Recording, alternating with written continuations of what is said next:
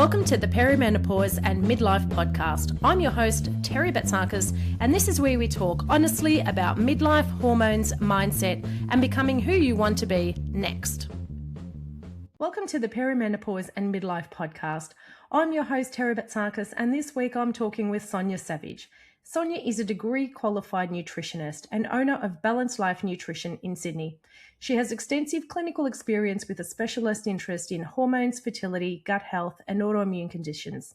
She's particularly passionate about supporting women through perimenopause and menopause. Her mission is to help her clients remain mentally sharp, physically strong, and waking up ready to take on the day. As a functional practitioner, Sonia takes a whole-body evidence-based approach to health. She believes in root cause healing, often working to carefully unravel chronic conditions. Sonia has a specialist knowledge in methylation, longevity, and epigenetics, allowing her to personalize care at a deeper biochemical level. Welcome, Sonia. It's a pleasure to have you.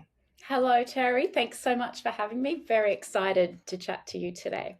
I am too. I'm so excited to pick your brain, and I'm sure the listeners are as well. Let's kick it off. Can you share a little about yourself, just from your words? I've read your bio, but let's kick it off. Tell us a little bit about yourself, what you do, and how you support ladies in perimenopause. Sure. So I'm originally from Tamworth in country New South Wales, so grew up in the country. So I think when I look at food and outlook on life, I think if you grow up in the country, even though I live in the city now, I think that sort of shapes me as a person and the way that I approach things, and I'm very grateful for that. I have been in clinical practice for almost 10 years, and I have a Bachelor of Health Science in Complementary Medicine and Advanced Diploma in Nutritional Medicine.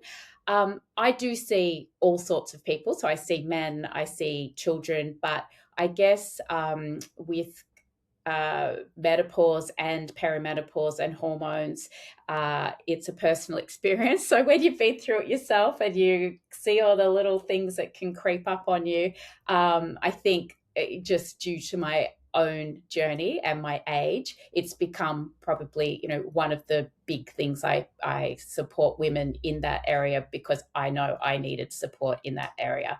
And generally speaking, practitioners get into something to help themselves. And certainly 10 years ago for me, it was more around migraines and hormones still, though, hormones, but not perimenopause, menopausal hormones. So that's how I got started. Yeah, that's spot on. That's usually where we all kind of start. We usually start with ourselves and then teach about that. That's certainly the way that I started 16 years ago. Not in perimenopause. I started with other health issues and have evolved. And obviously I'm in perimenopause. So, yep, same sort of thing as you.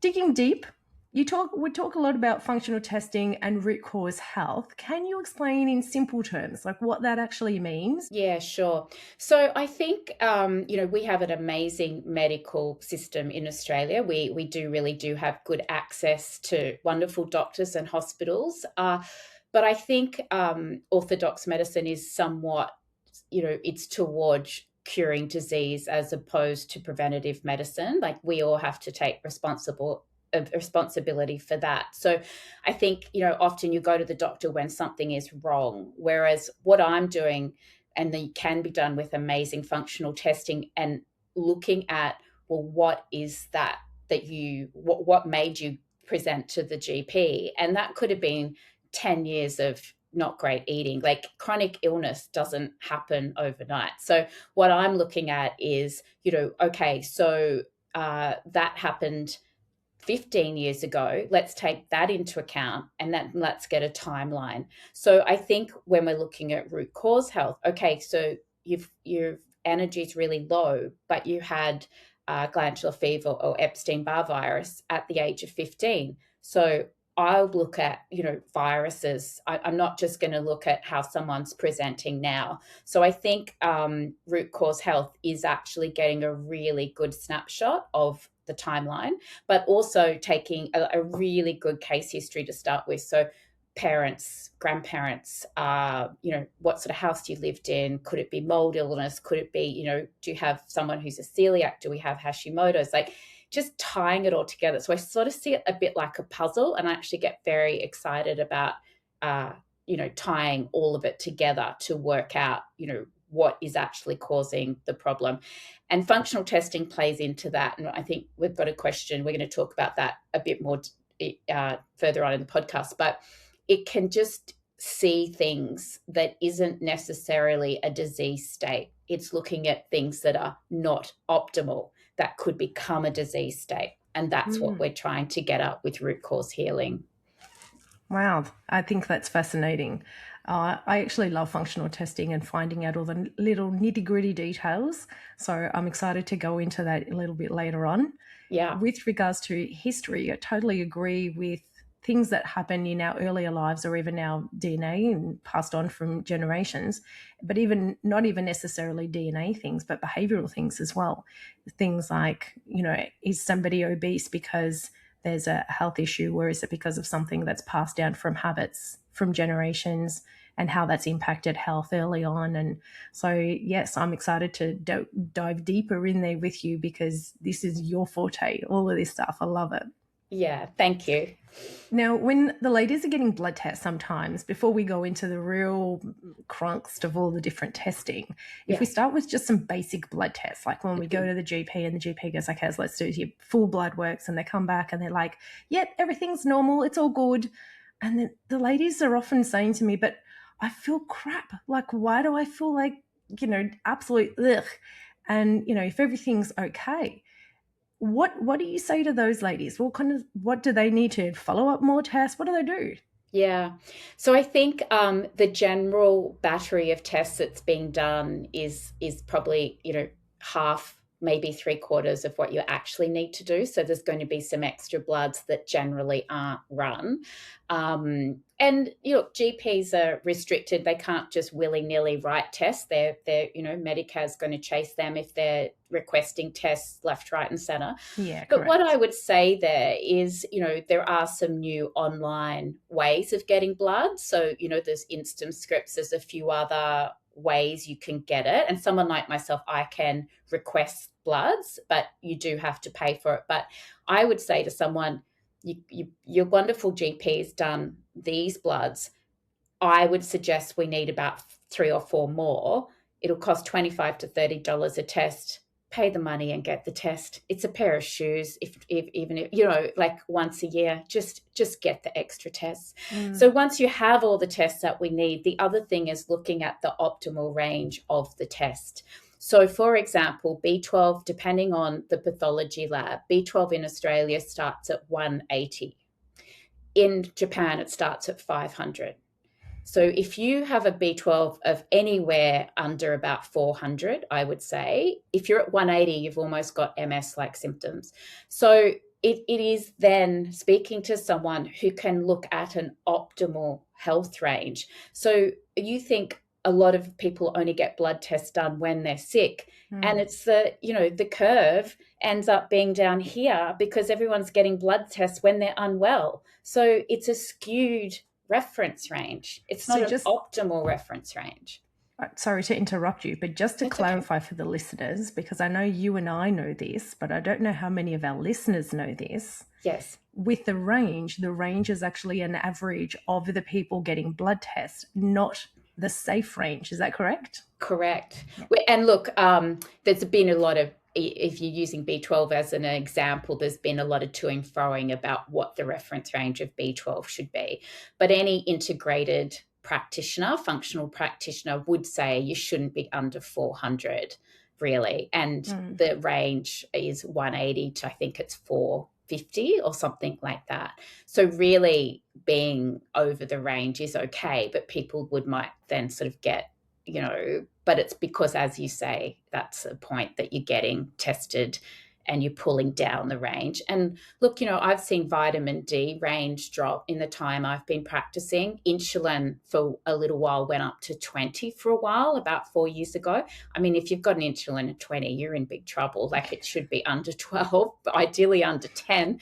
But do you know what I mean? So what is happening is people are high, so it's pulling it higher and you're getting this weird reference range. So when people go and get their bloods done and they go, nothing's outside of range, that's why he's not feeling good, because you've got this weird, often, some of them are quite tight, like the biochemistry ones are pretty good. Like sodium, potassium, Yeah. they're pretty good. But there's others that are just leave a lot to the imagination. Thyroid leaves a lot. TSH the range is ridiculous as well. Iron. So yeah, iron is ridiculous as well. So, there's some that are fine, but I think you have to have a bit more of a lens on the results and then look at the ones that haven't been done.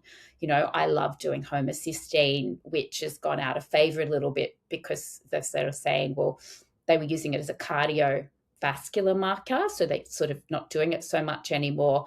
But it's great for seeing methylation. It's great for seeing inflammation. Like, I love it as a test, but it's hard to get done. You've sort of got to pay for it. So I think there are always more bloods that you can do, and you need someone to go over it with you to say, and you don't have to you could just get them done once a year. Like, it's not like you have to be running out doing all the bloods all the time unless you've got a lot going on.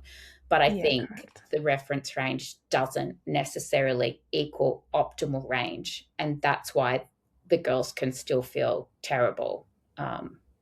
It's nice to have that reinforced for them, that it's not in their head. You touched never. on, yeah, I know. It's really frustrating when they feel like, am I making it up? Am I losing my mind? Yes, totally. You touched on the term methylation for our listeners, because it's a term that is becoming a little bit more popular, but understanding that for just general population, can you explain what that is? Yeah. So methylation is actually a biochemical reaction in the body that's happening, it's happening all through the body, different cells. And it's basically you get a methyl group that attaches, and then that allows some really cool things to happen. One of those being hormones. So with perimenopause and menopause, obviously we want to be methylating as optimally as we can so that we are helping to create hormones, because we're in a downturn in the hormone sort of situation. So methylation is helping hormones. It's also helping neurotransmitters. So without that, mood is affected. And very importantly, it does quite a few jobs, but another one would be detoxification.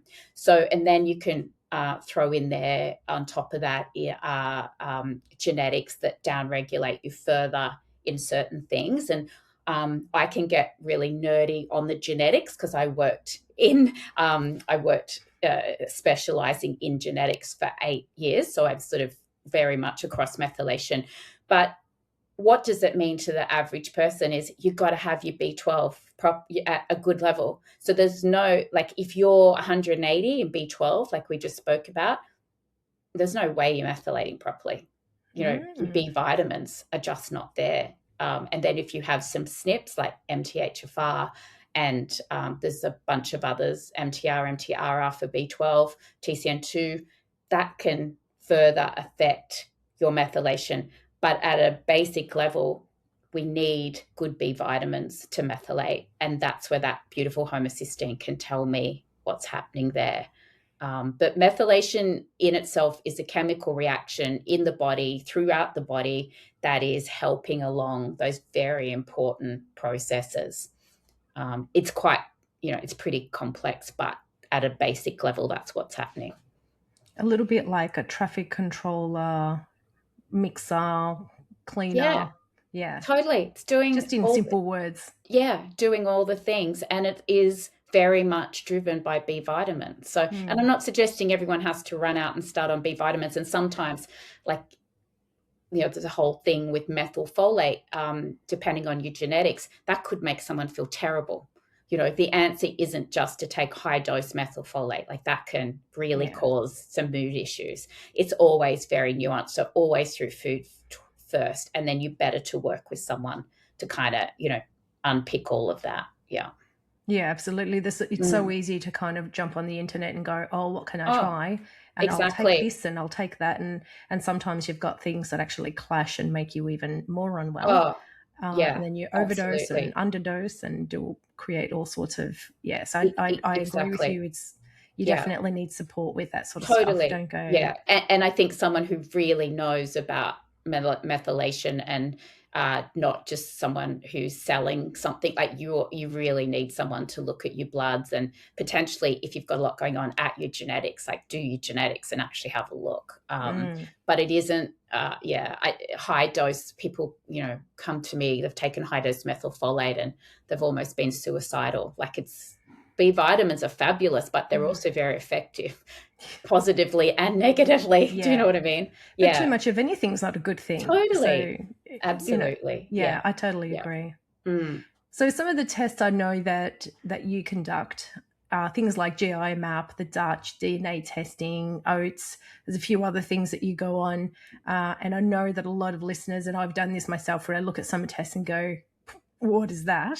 Yes. So can you run us through what some of these things are? Because I know they're quite popular for functional practitioners. So what are these things? Yeah, sure. So obviously, as a functional practitioner or integrative practitioners love functional tests because it can fast track, like, in clinic, if you've got that might fast track 6 months of work trying to guess. So it takes a lot of guesswork out for us. But all of these wonderful tests cost money. So a lot of my clients, I'm not leading with this. I'm like getting some bloods. We get some through the doctor. I might have to send you a pathology request to do some. We take a good case history. And if there's not a lot going on, then you might you may never need functional testing. But if you can afford it, and if it is, you sort of hitting kind of a roadblock, they're just wonderful. And I mean, all of us, I think GI map, it's a great investment. So a GI map is a stool test, and it's looking at wonderful things like butyrate, which is really important for mood and short chain fatty acid breakdown, and butyrate. It's looking at your elastase, so hydrochloric acid in the gut. And with perimenopause and menopause, don't underestimate the drop in hormones can have effect systemically. So sometimes you might have had like such a great gut until you got to, like 45. And then all of a sudden you're, reacting to things, and histamine becomes a problem. I should have mentioned methylation helps click histamine as well. So, and histamine can be upregulated in the gut because of dysbiosis, and, so the GI map can look at all those things, commensal bacteria, dysbiotic bacteria. It can look at permeability in the gut, aka leaky gut. Not a correct term, but we all know what I mean when I say that. So I think a GI map is wonderful for lots of reasons, because you can't work on mood without working on the gut. So people will say, I'm really, tons of anxiety or low mood, and that can definitely be hormones.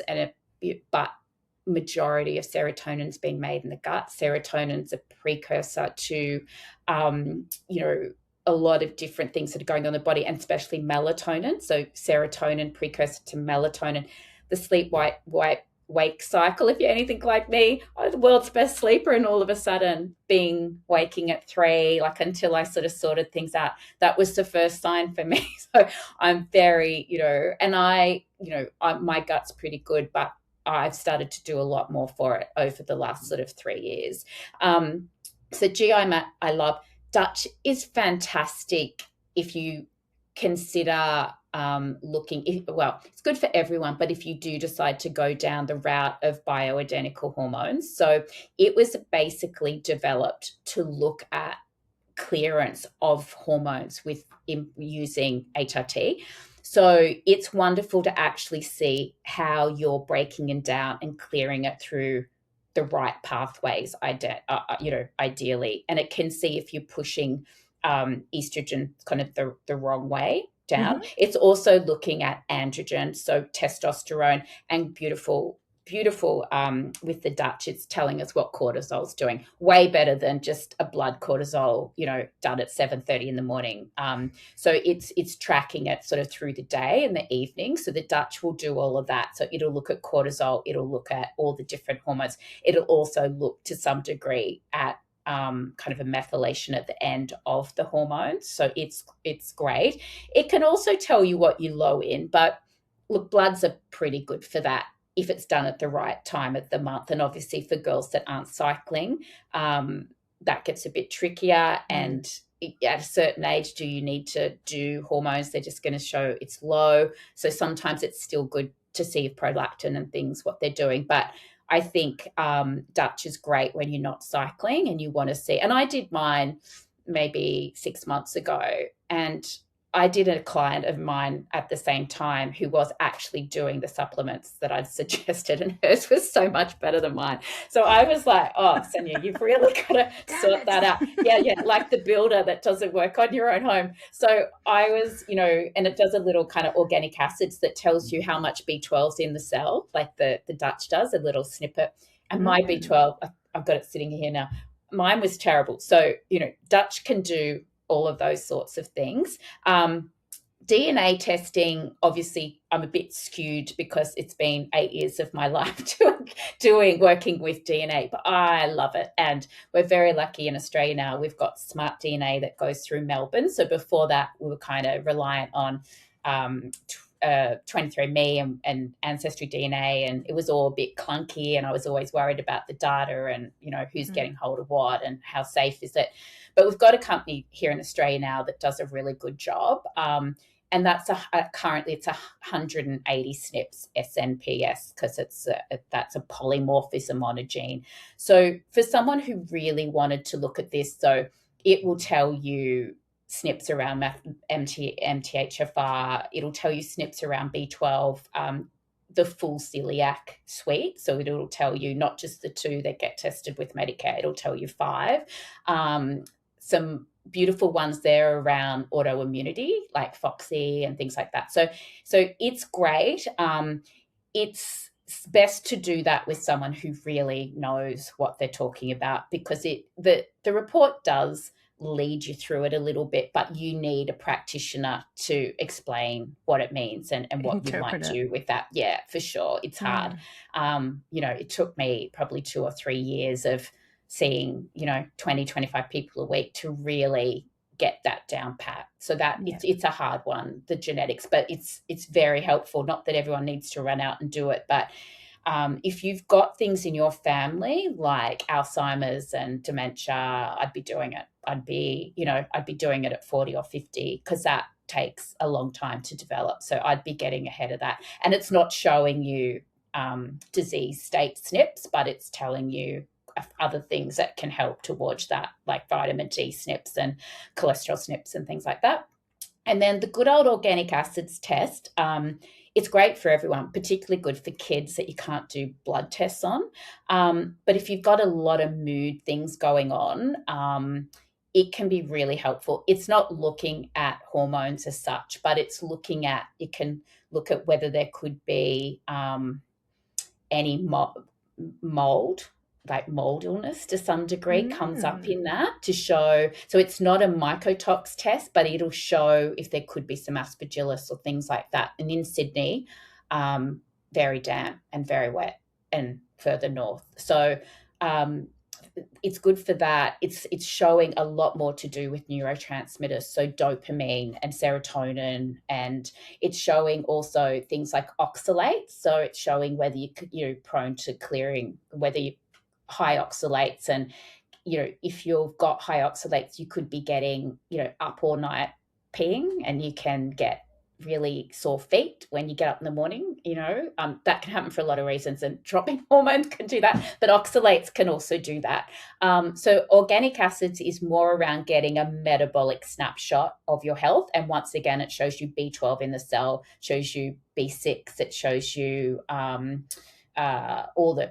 most of the Bs, and it also shows you vitamin C and things like that. So it's sort of a really good snapshot, and because it's done with urine, it picks up things that blood don't often, a bit better sometimes than what blood picks up. But I'm all for, a good solid battery of blood tests is also really handy. And then you can get into the more individualized tests depending on the need of the client. And I'm always trying to work within a budget. So we have to really work out, great if you have the money to go and do 2 or 3 functional tests, lovely. But most of us don't, they're expensive. They're, $380 to $450, but depending which one you go for. So Which is quite annoying that they're so expensive, but you It understand is. why, because you get so Yes. much out of them. Yeah. Yeah, that's right. That's right. Yeah. I'm really glad that you brought all of these up and explained these in such great detail, because a lot of the time symptoms that women experience are always like, oh yeah, it's your hormones, it's perimenopause, it's that stage, deal with it. It's no big deal. Oh, I've got sore feet. Oh yeah, it's got to do with this. But clearly it doesn't have to. It's not necessarily hormone related. It's not necessarily, and it usually presents at this point because our hormones that have buffered all of this inflammation for all these years are suddenly reducing, and now this buffering is lifted and these symptoms are starting to arise. And all of a sudden women are like, what's going on with my body? Why am I sore here? I'm struggling with this. I'm suddenly allergic to food that I've never been allergic to. But at least having someone like you that they can turn to for these functional tests to dig deeper and find out, well, is it hormones? Is there something else, as you're saying about oxalates, etc.? There could be something else that you could do to alleviate that, rather than going, oh, yeah, get an insole, which here's a Band-Aid, but the blood doesn't stop type thing. So thank you for that. What are some other sort of specific signs or symptoms that people may be experiencing that they might go, oh, actually, I might turn to a functional practitioner just so that I can get some of these tests or other tests? Like what would be some of the most really specific signs or symptoms that could identify further testing for people? If this podcast is resonating, I'm Coach Terry Batsakis, a nutrition, mindset and health coach for women navigating perimenopause and midlife. I support women in managing hormonal symptoms, feel more at home in their bodies and move through this phase with confidence and clarity. If you need support navigating midlife, you can find out more about working with me at terrybatsakis.com.au. Sure. I think with women, we are pretty get on with it, juggling a lot, often by perimenopause, menopause time. Women have, kids that are either, maybe teenagers. Some have still got young kids, because everyone's can be having little people later. Some of them can be, be CEOs, kind of trying to punch at the top of the, doing so much. And I think the first thing that women will actually decide to come and see someone like me for is the cognition.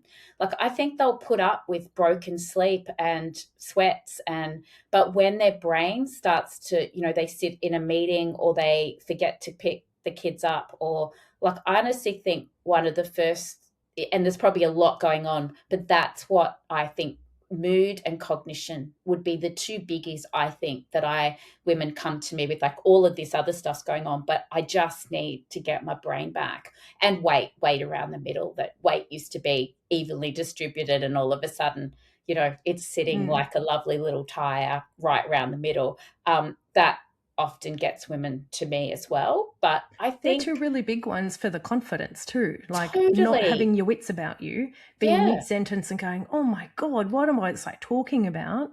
Especially like you said, we're the first generation that are really going into these high roles like CEOs and so forth, and so we're balancing so many things. And when you're in the middle of a sentence in a field that has been male dominated forever, and all of a sudden your confidence goes right out the window, or you're gaining weight that is unexplained, you're like, what's going on here? So yeah, it's good to know that there's someone like you out there that they can turn to.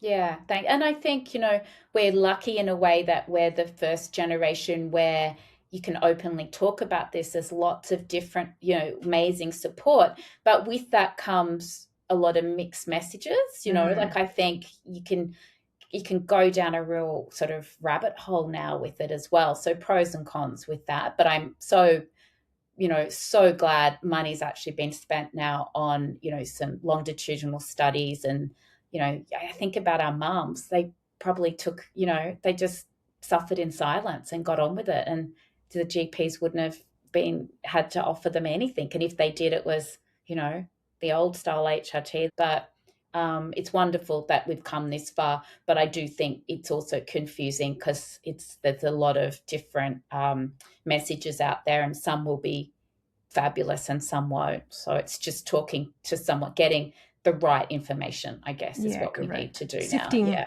Sifting through the noise. That's right. Yes. Fabulous. Thank you. That was very, very informative. I know it. I know for the listeners out there, it's easier for those of us who are kind of in the industry to understand all that technical and scientific terminology, and you may be a little bit lost. So if you want some clarification, please make sure that you reach out to Sonia if there was something in there that kind of went straight over your head, because it is quite technical stuff, but it's really validating information, but also eye-opening information if you can get your head around it, so that you can get some solution to your health as well if you're struggling. So thank you very much for sharing all of that, Sonia. That was awesome. Pleasure. I am going to kind of digress now across to nutrition side of things, because there's a lot of noise. From a nutrition perspective, I'm going to go completely left field now and talk about another area that you deal with, and that's fasting and keto, especially for women, because there's a lot of conversation out about especially fasting, but also keto. From your perspective, what is the approach for women in perimenopause, postmenopause? Like, does it go with all that? Sure. So I think really the studies are still behind a lower carbohydrate. No, so not keto, but I'm not against keto short term at all, which I'll explain. But I think if you want to look at the studies, and what I find is the best approach is just a lower carbohydrate. And when I say that, I'm looking at, complex carbohydrates, removing sugar, removing refined carbohydrate, whole food diet. So I don't think it has to be as complicated as we're making it. I think if you're just following a really good, lots of good veggies, good quality protein, I totally disagree that I had someone the other day say they're having 200 grams of protein a day. Like, I don't even know how you can eat that much. But, that becomes an issue with the gut. If your gut's not breaking down your protein properly, that can actually feed like dysbiotic bacteria, because protein's kind of meant to be dealt with in the stomach and not really get through, down to the large colon, all of that sort of stuff.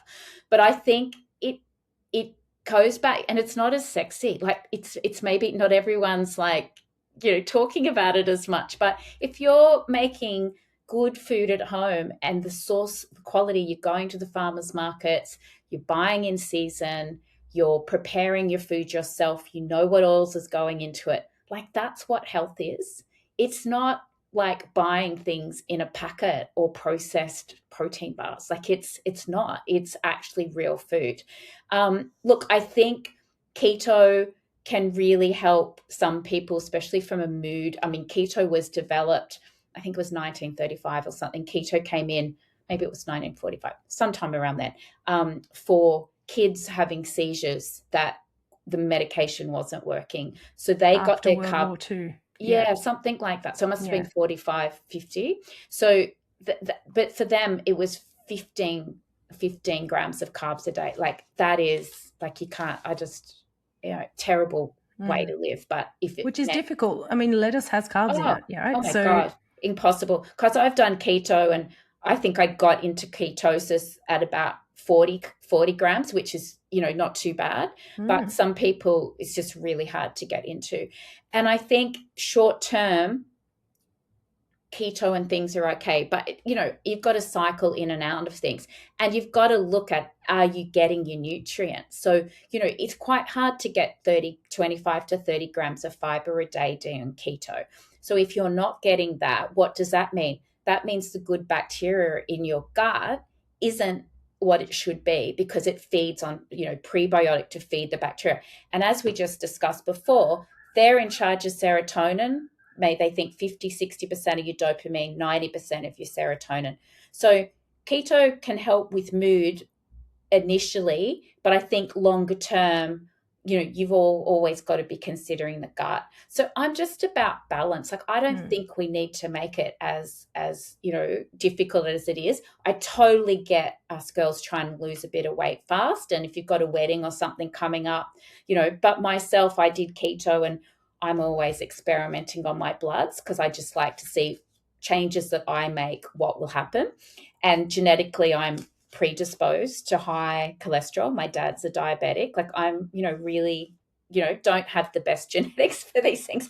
Well, keto through my cholesterol, and my triglycerides are always really low.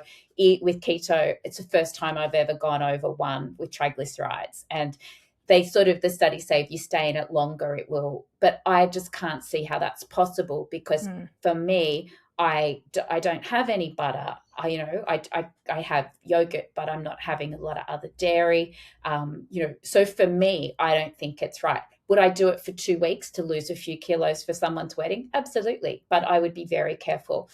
And the science behind fasting when your hormones are already on the decline, I think having a really long fast overnight helps, because one of the first things to go when our hormones start to, so firstly our progesterone starts to take a bit of a dive, so that's why you get the estrogen dominant sort of things. That's why histamine gets wound up a bit, so that's why we all can't drink much alcohol. If we were ever drinkers, all of a sudden you're like, well, I used to have 2 glasses of wine, I was fine. Perimenopause changes all of that because the progesterone is dropped and the estrogen's still here until you finally go into menopause, and then they're both kind of on the decline. But I think what's happening, with diet is that people are going, right, I want to lose weight, so I'll just have a coffee, then I won't eat till lunchtime, and then they're eating their arm off in the arc by 3 o'clock, and their mood is terrible. The 3 o'clock flop. Exactly. So, and that's because you didn't have breakfast, and you may not be a big breakfast eater, but have a boiled egg or have, something. So I think the overnight fast is fabulous, 13-hour, overnight fast. That's great for glucose metabolism, but I don't think women not eating all day is going to help our lot in life with trying to manage your hormones. Yeah.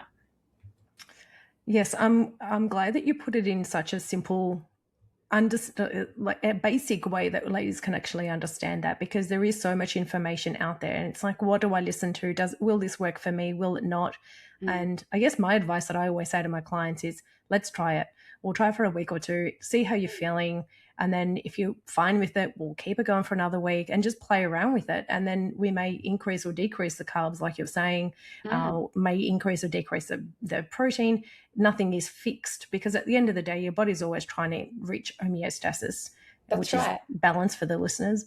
And it's going to try and cope with whatever you feed it anyway. Exactly. And so it'll tell you what it likes and what it doesn't. And all we've got to do is learn how to interpret those things.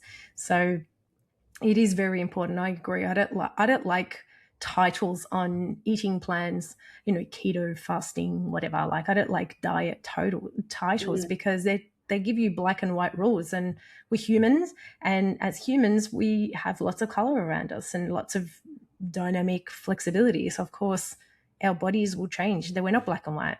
No, absolutely. And we're all individuals. And I think, how do you know the diet's right for you? Well, you're going to the bathroom every day and you're doing a good stool and you're not getting reflux and you're not getting, there's a lot of people go on keto and then they, get slow transit time. They don't go to the bathroom for 3 days. Well, that isn't good, people. And then, your immune system gets affected. Sure, short term, we can't do too much harm. Well, a caveat to that, people with autoimmune diseases or, type 1 diabetes or type 2 diabetes, you can't be playing around with things. But generally speaking, our bodies are pretty versatile and they'll take what we throw at them. But you've got to find what is right for you, and everyone's an individual. There's never one shoe fits all. But safe to say, most research would be the Mediterranean style, anti-inflammatory, lower carb diet. Like that's never changed, but we all just forget about it because it's not as exciting, I don't think. So, yeah. Well, it's funny because we talk about the Mediterranean diet being the best one, and I'll take that because that's my history. Right. That's where I'm from. Yes. Even that as a title can be limiting, I guess. Oh, totally. And for the people out there who have no idea what a Mediterranean diet is, it's basically eating whole foods. So, and making sure there's lots of fiber in them, and taking your protein from various sorts, animal, vegetation, having variety, and keeping it clean. I agree. Exactly. The Yeah. Mediterranean diet, if we're going to put a title on it, is definitely the best way to go.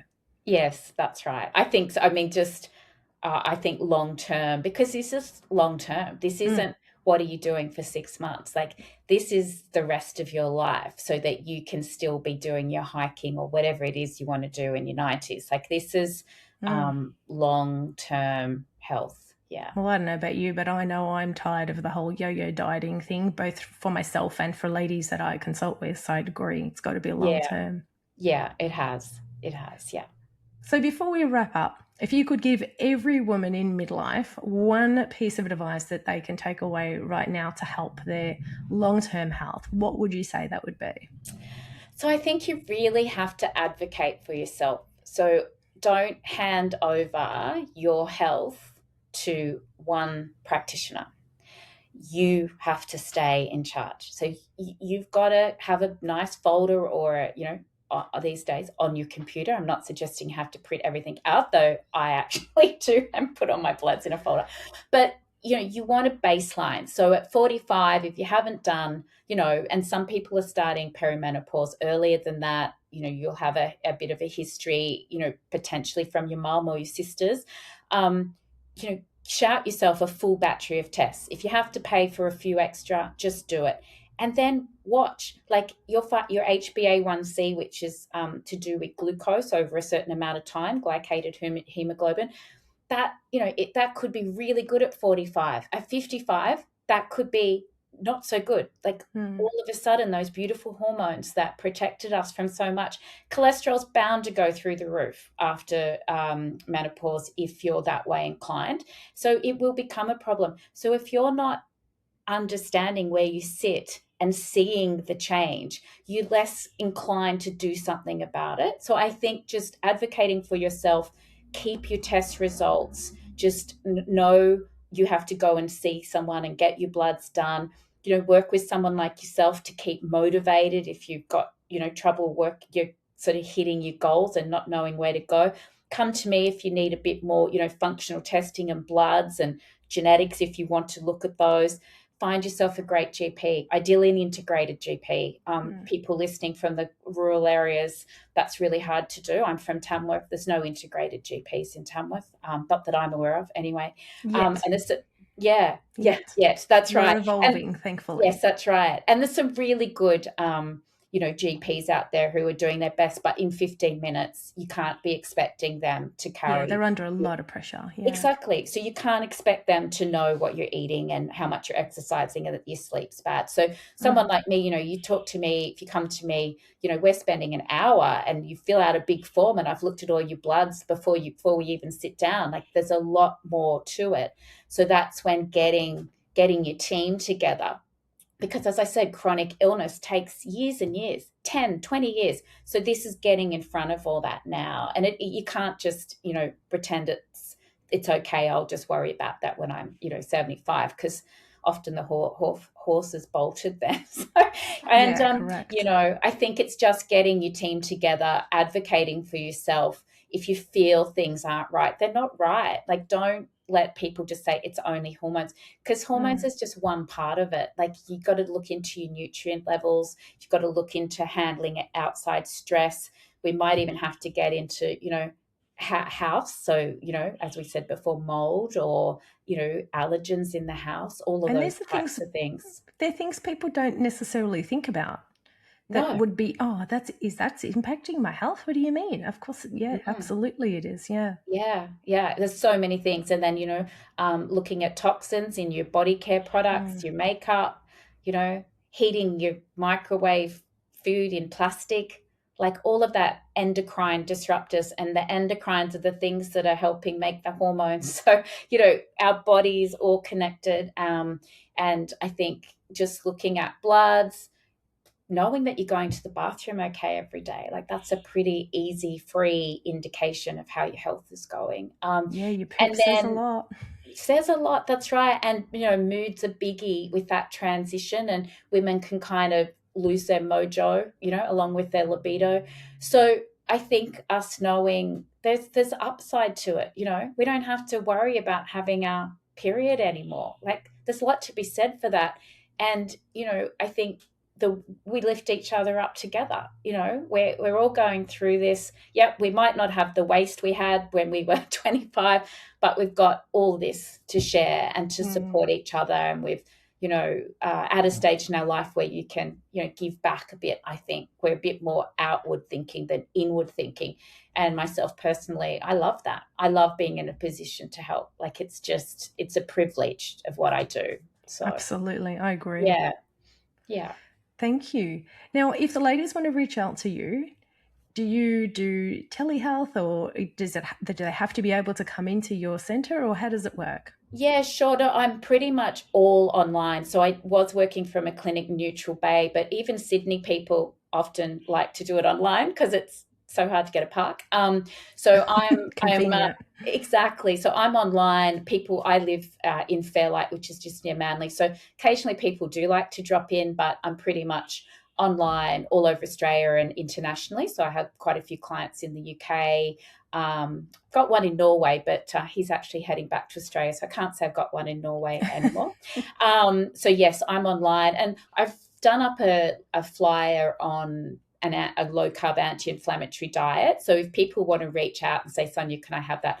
Just jump on my website and send me a note or send me an email. I'm happy to share it. And then if people want to do a free 15-minute chat with me, they can just jump on my website and book. It's just online, or I can call them complimentary, can ask me a few questions. Can we put the link to that in our in a show notes so that people can quick access for them? Yeah, that'd be great. Awesome. For sure. Yeah. Fantastic. Well, Sonia, thank you so much for joining me. That was absolute gold. So many gold nuggets, in fact, bullions out of that one. I'm very excited to have spoken with you. I know I got a lot out of it. So I'm like, if I got a lot out of it, and I actually know a lot of the stuff that you were talking about, or at least snippets of it, I'm like, the ladies out there who have no idea about the stuff would be like, what? What is all that? A few times. Oh, look, it's my pleasure. And look, I think the key here is not to be overwhelmed by all of this. You don't have to do all these tests. You don't need to know all of this, and don't get overwhelmed by everything you read. You can just break it back down to, good digestion, good sleep, good food, a few supplements, exercise, movement. Really that's key for us to move forward to our next destination, which is, the give back section, I like to call it, where we can be wise and support everyone else. So yeah, so good. I guess if I'm going to summarize everything that you've said and the advice that I would give to our listeners based on everything I've heard today, the one thing that I can say is if you're not feeling great and you're not getting answers where you're looking, well, here's an opportunity to look somewhere else. You've got some opportunity now to look at some further testing with somebody who's in the know, who's going to listen and really pay attention, do some history checking. And at least that way you can do some investigation. There's power in information, and then you can make an informed decision as to which way you want to take your future. That's probably the best thing I could say. Yeah, that's perfect. And it's all about also, longevity and being healthy in the future. It's getting through these terrible, symptoms now of brain fog, but let's, make sure our brain's healthy when we're older for for ourselves, but for our family. So it's thinking forward as well. This is preventative medicine. Yeah. Well, I don't know about you, but I don't want to get to 80, 90, 100 and be bedridden and incapable of doing anything and not remembering who my loved ones are. I want to be able to get to 100 and go, I'm going hiking at the Samaria Gorge, and I want to be able to do all that stuff and have my wits about me and my physical ability and et cetera. So I guess, planning for it from now. Exactly. That's what we've got to do. So we're all out there doing it. Absolutely. Any final words that you want to share with the ladies? Oh, look, it's been my pleasure. It's one of my favorite subjects. As I said, well, I think I feel like I'm out the other side of it now, but I can definitely sympathize that it's a big change. It's a transition. But I think ladies, just know that, there's a lot of people that can support you and just women are pretty good with their instincts, so that'll do them, a good job here to find the right people to support them. So listen to your instincts. If you feel that things aren't right, it isn't right. So just keep pushing ahead to get the answer would be my final words, I think. Fabulous. Thank you very much. Instincts. I am a huge fan of instincts. If your brain and heart are screaming at you about something, pay attention. They know what they're talking about. Well, that wraps up another episode of the Perimenopause and Midlife podcast. Thank you so much for joining again. Tune in again next week for our next episode, and don't forget to subscribe and invite other ladies. Share, because sharing is caring.